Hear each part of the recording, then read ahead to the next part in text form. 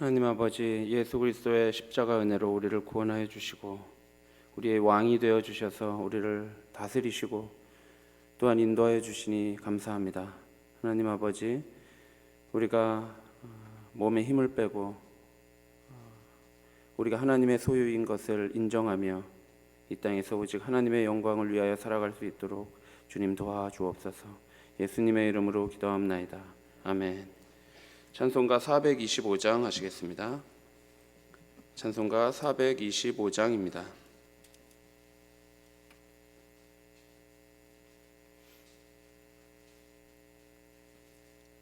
함께 찬송가 425장 하시겠습니다. 주님의 뜻을 이루소서.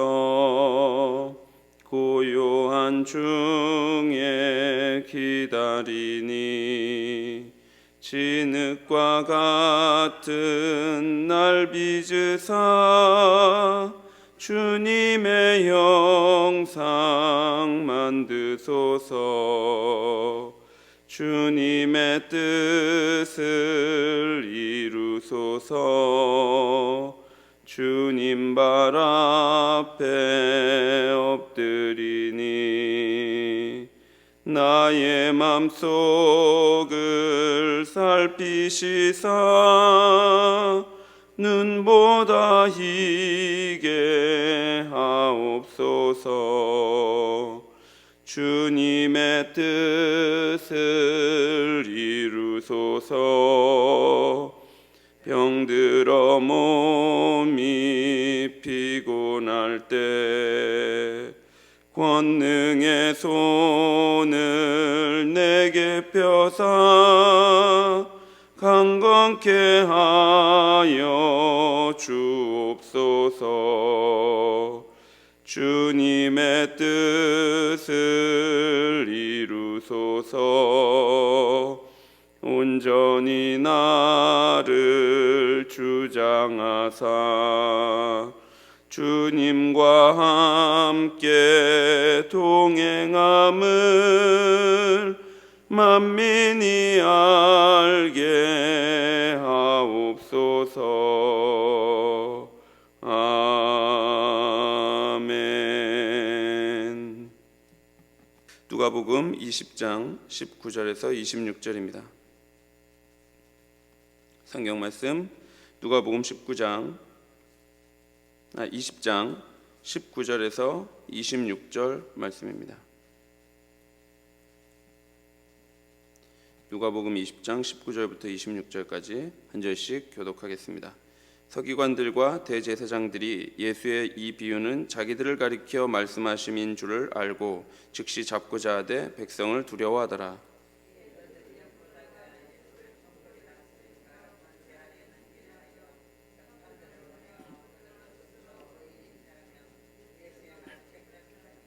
그들이 물어 이르되 선생님이여 우리가 아노니 당신은 바로 말씀하시고 가르치시며 사람을 외모로 취하지 아니하시고 오직 진리로서 하나님의 도를 가르치시나이다.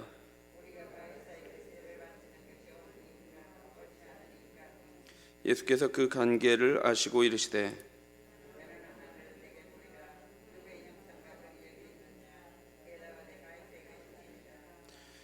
그런즉 가이사의 것은 가이사에게 하나님의 것은 하나님께 바치라 하시니 그들이 백성 앞에서 그의 말을 능히 책잡지 못하고 그의 대답을 놀랍게 여겨 침묵하니라. 아멘. 전도를 하다 보면 하나님을 인정하지 않고 스스로 왕이 되어 살아가는 많은 사람들을 만날 수가 있습니다. 그 사람들 중에는 몇 가지 유형이 존재하는데요. 이를테면 눈길도 마주치지 않고 그냥 무시하며 지나가는 사람들도 있고, 또 상냥하게 전도지는 받지만 마음의 문을 굳게 닫고 열지 않는 분들도 있습니다. 그리고 어떤 분들은 질문을 하시는 분들이 간혹 있습니다. 마치 답을 몰라서 물어보는 것처럼, 궁금해서 물어보는 것처럼 이 전도자에게 질문을 하죠. 그런데 이분들이 하는 질문들은 대부분 자신들이 생각하기에 굉장히 풀기 어려운 난제라고 생각하는 것들입니다.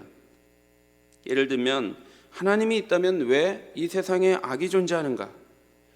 그리고 비슷한 맥락의 질문에서 하나님께서는 에덴 동산에 왜 선악과를 두시어 인간이 죄를 짓도록 하셨는가? 이런 질문 등입니다. 사실 이분들이 이런 질문을 하는 것은 대부분 정말 궁금해서 하는 질문이라기보다는 자신이 하나님을 왕으로 삼고 살아가지 않을 만한 그런 근거를 스스로 마련하기 위함입니다. 이 질문은 마치 올무와 같은 것으로 전도자가 질문에 대하여 답을 잘 하지 못할 경우 이들은 금방 그 올무를 잡아당겨서 자신이 예수를 믿지 않아야 할 근거를 마련하게 될 것입니다. 말하자면 이들은 처음부터 예수를 믿을 생각이 없었습니다. 스스로 왕이 되어 살아가고 싶기 때문에 이런 질문을 할 뿐, 만일 이 질문에 대한 문제가 이성적으로 해소된다 할지라도 예수를 자신의 주인으로 영접하는 일은 잘 일어나지 않습니다. 오히려 계속해서 논쟁이 되거나 할 뿐이죠. 대부분은 매우 놀랍게 여기기는 하겠지만 그 자리를 피할 뿐입니다. 왜냐하면 처음부터 이들의 질문은 예수를 영접하기 위한 질문이 아니라 전도자를 넘어뜨리고자 하는 질문이었기 때문입니다. 우리는 어제 포도원 주인과 아들의 비유를 보았습니다. 이 비유는 기도하는 집이 되어야 할 성전을 강도의 소굴로 만들었던 대제사장과 서기관과 같은 유대 종교 지도자들을 비판한 것이었습니다. 유대 종교 지도자들은 하나님께서 맡기신 이스라엘을 하나님의 말씀으로 공의롭게 통치해야 하는데 그것을 마치 자기 것인 양 생각하여 이스라엘을 강탈하고 착취했습니다. 우리는 이 비유를 통해서 유대 종교 지도자들이 주인의 자리를 찬탈하기 위해서 심지어는 나중에 상속자인 주인의 아들마저도 죽이게 될 것이라는 것을 보았습니다. 그러니 이들이 어떻게 되겠습니까? 하나님에게 반역하여 자기가 왕이 되려고 한 사람들은 결국 진멸하는 심판을 받게 될 것입니다. 이 비유를 들은 대제사장과 서기관들이 그것을 듣고 다 자기의 이야기인 줄을 알았습니다. 19절입니다.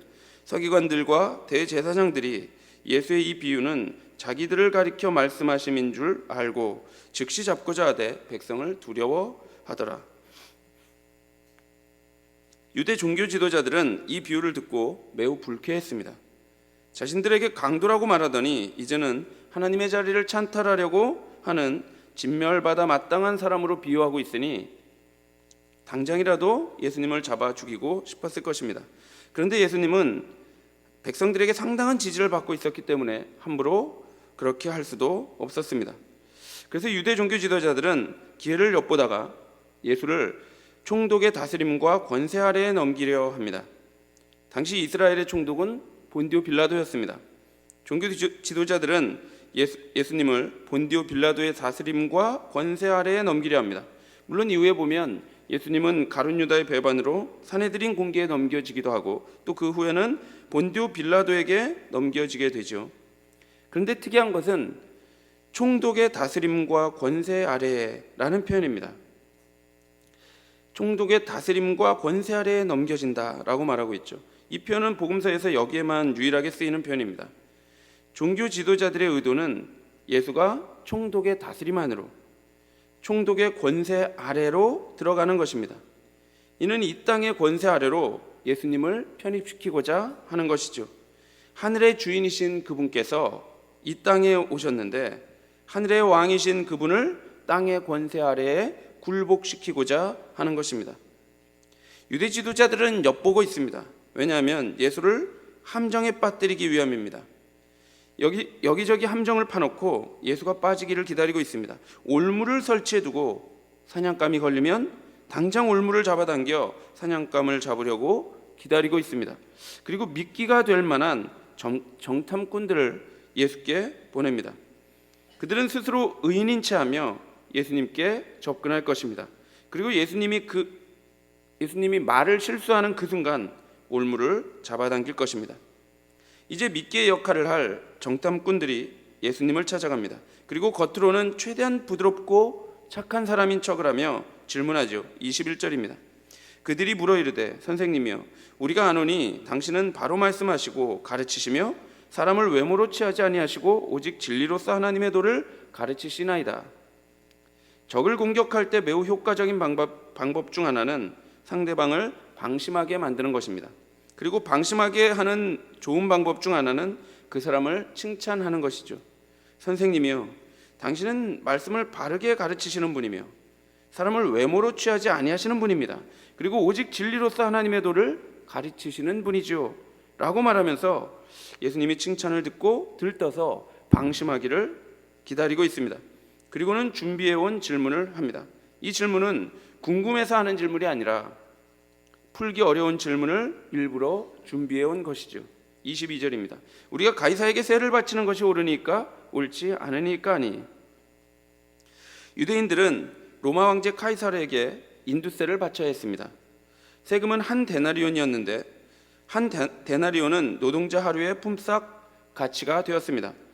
이런 배경에서 정탐꾼들은 예수님께 우리가 가이사에게 세금을 바치는 것이 옳으냐 옳지 않느냐라고 묻고 있습니다. 이러한 질문을 한 것은 어느 쪽에 답을 하여도 예수님께서 위험한 상황에 빠지기 때문입니다.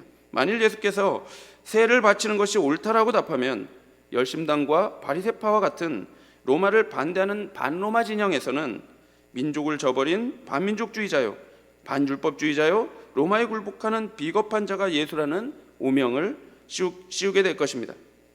여기서 반민족주의와 로마에 굴복하는 것은 이해가 되는데 반율법주의자라고 여기는 까닭은 이 데나리온이 로마의 화폐였기 때문에 데나리온을 가이사에게 바치는 행위는 우상숭배로 여겨질 수 있습니다.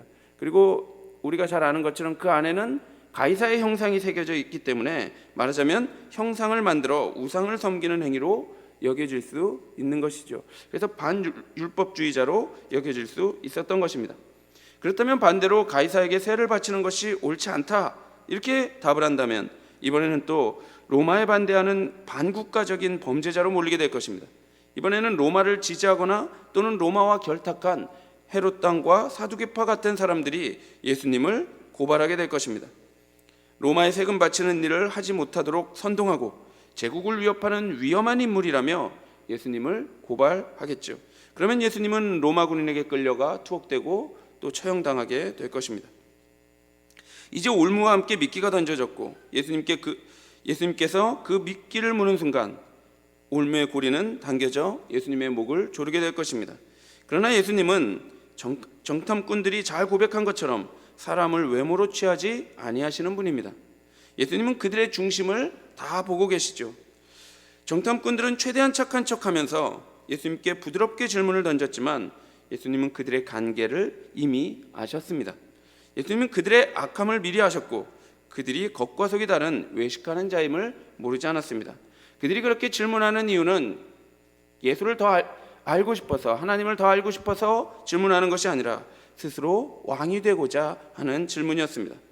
그리고는 오직 진리로서 하나님의 도를 가르치시는 예수께서 그들에게 데나리온 하나를 내게 보이라고 말씀합니다. 그랬더니 그들 중 하나가 데나리온을 꺼내서 보입니다. 그러자 예수님은 그 데나리온의 형상이 그 데나리온에 누구의 형상과 글이 새겨져 있느냐고 묻습니다. 그랬더니 정탐꾼들은 그 형상과 글이 가이사의 것이라고 답합니다. 실제로 데나리온 앞면에 보면 로마 황제 티베리우스의 형상이 새겨져 있었습니다. 그리고 티베리우스 카이사르 신의 아들 존엄한 자라는 글귀가 새겨져 있었습니다. 그리고 뒷면에는 감람나무 가지를 들고 있는 황제의 어머니 리비아의 형상이 새겨져 있었고 대제사장, 그러니까 즉 신의 대리인이 평화를 내린다라는 글귀가 새겨져 있었습니다. 그러니 정탐꾼들이 올바르게 대답한 것이죠. 데나리온은 로마의 화폐이고 로마의 황제인 카이사르의 형상이 새겨져 있습니다. 그런데 놀라운 것은 무엇입니까? 그 데나리온, 그 로마의 은전을 데나리온을 꺼내서 보여준 그 사람이 누구입니까? 바로 예수님께 질문을 한 그 사람들입니다. 이들의 질문은 누가 왕이냐는 질문입니다. 황제를 왕으로 섬긴다면 로마 제국이 요구하는 세금을 당연히 내야 한다는 거죠. 그리고 만일 하나님을 왕으로 섬긴다면 황제가 새겨진 데나리온을 세금으로 바쳐서는 안 된다고 말하는 것입니다. 둘 중에 하나를 택하라고 말하는 겁니다. 그것은 우상숭배라는 것이죠. 그런데 여러분, 놀라운 것은 무엇입니까? 그 데나리온이 누구의 주머니에서 나왔습니까? 노동자의 하루치 임금이었던 데나리온은 종교 지도자들이 보낸 그 정탐꾼들의 주머니에서 나왔습니다. 그렇다면 만약 은전을 인두세로 내는 것이 우상숭배라면 그 은전을 사용하고 있는 그들도 우상숭배의 죄를 짓고 있는 것이 아닙니까? 이들은 그 은전을 보여주는 즉시 이미 자신들의 질문에 스스로가 걸려 넘어지고 있음을 스스로 보이고 있는 것입니다. 바로 말씀하시고 가르치시는 예수님께서는 진퇴양난의 상황에서 그들의 죄악을 드러내 보이신 후에 이렇게 답하십니다. 이르시되 그런즉 가이사의 것은 가이사에게, 하나님의 것은 하나님께 바치라 하시니. 말하자면 가이사에게 내야 하는 세금이 있다면 그것은 가이사에게 내라는 겁니다. 그리고 하나님의 것, 이 부분이 중요한데요. 그리고 하나님의 것이 있다면 그 하나님의 것은 하나님께 드리라는 겁니다. 여기서 하나님의 것은 하나님의 형상으로 지어진 우리의 전 존재를 말합니다.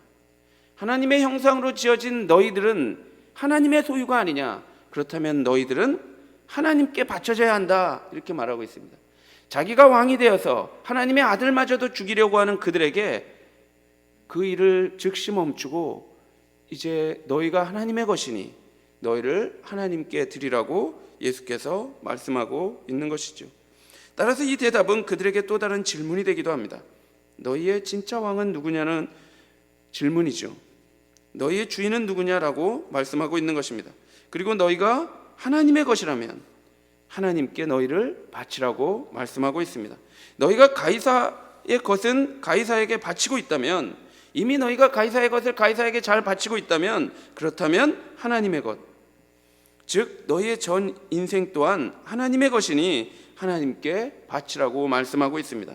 더 이상 스스로 왕이 되기 위해서 함정을 파놓고 만왕의 왕이신 그분을 죽이려 하지 말고 이제 하나님을 왕으로 섬기며 살아가라고 말씀하고 있는 것이죠. 사랑하는 성도 여러분, 우리가 하나님께 불평하고 하나님께 소리를 지르는 이유가 무엇입니까? 우리가 그토록 고통하며 하나님을 부정하고자 하는 그런 이유가 무엇입니까? 수많은 질문들을 하나님께 꺼내어 놓는 이유가 무엇입니까? 그것은 우리의 신앙을 다지기 위한 것이 아니라 대부분은 내가 왕이요 하나님은 종이 되기를 원하기 때문에 그렇습니다. 모두가 모든 것이 내 중심으로 돌아가야 하고 하나님은 그것을 서포트하고 도와줘야 하는 종으로 여기고 싶기 때문에 우리가 그렇게 소리를 지르는 것입니다. 그러나 본문은 하나님이 왕이시고 우리는 그의 소유라고 가르치고 있습니다. 하나님이 왕이요 우리는 그의 백성이죠.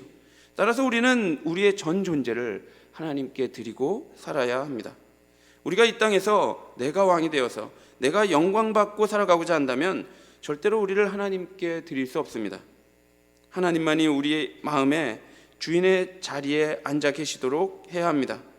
그래서 우리가 하나님의 것이 되어서 우리의 전 존재를 하나님께 드리며 살아가야 합니다. 그럴 때 그때 우리에게 참 자유가 선포되고 참 평강이 있고 참 복이 있는 것입니다. 우리 모두가 하나님만을 왕으로 섬기며 살아가게 되기를 바랍니다. 그래서 하나님이 주시는 참 자유와 평강을 누리며 살아가게 되기를 바랍니다. 기도하겠습니다. 하나님 아버지, 하나님 우리를 당신의 소유로 삼으시고 당신의 백성 삼으셨는데 하나님 때때로 내가 왕이 되고자 할 때가 있습니다. 하나님 아버지께 영광을 돌리지 않고 내 영광을 위하여 살아가고자 할 때가 우리에게 있습니다. 아버지 하나님, 이 시간 우리의 죄악을 보게 하시고 하나님 앞에 엎드려 회개하게 하여 주시옵소서. 그리고 이제 우리의 전 존재를 온전히 하나님께 드리고 살아가겠다고 다짐하는 그런 시간 될 수 있도록 주께서 인도하여 주옵소서. 감사드리며 예수님의 이름으로 기도하옵나이다. 아멘. 하늘에 계신 우리 아버지여, 이름이 거룩히 여김을 받으시오며 나라의 마옵시며 뜻이 하늘에서 이룬 것 같이 땅에서도 이루어지이다. 오늘날 우리에게 일용할 양식을 주옵시고 우리가 우리에게 죄 지은 자를 사하여 준 것 같이 우리 죄를 사하여 주옵시고 우리를 시험에 들게 하지 마옵시고 다만 악에서 구하옵소서. 대개 나라와 권세와 영광이 아버지께 영원히 있사옵나이다. 아멘. 하나님을 왕으로 섬기며 우리의 전 존재를 하나님께 드리며 살아가도록 기도하시고 고난 중에 있는 성도들을 위해 교회당 건축을 위해 기도해 주시고 직분자 선거를 위해 기도해 주시고 개인적으로 기도하시기 바랍니다.